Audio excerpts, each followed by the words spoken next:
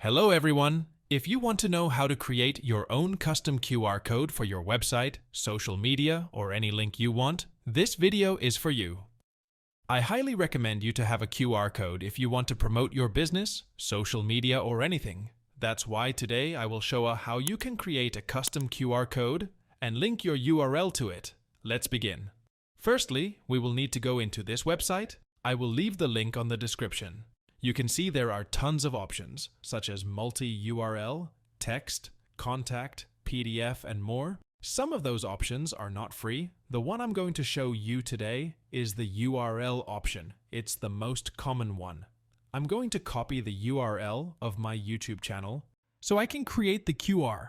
Now just paste it right here, and that's it. The QR automatically changed and can get scanned now. As you can see, it automatically changes when I paste the link. We can also customize it right here. There are some pre-made styles, or you can create your own one.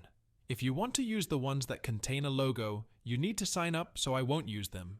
But they look pretty good. By clicking this button right here, you can customize your own style. You can select your background color. In my case, I will leave it like that.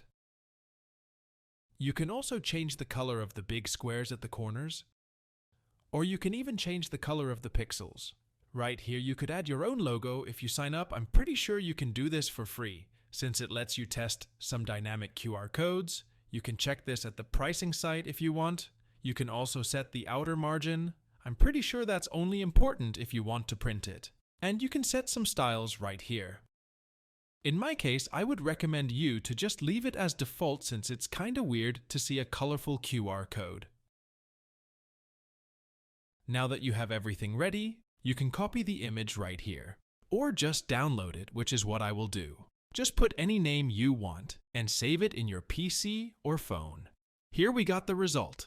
Now anyone could scan this code and get redirected to my YouTube channel.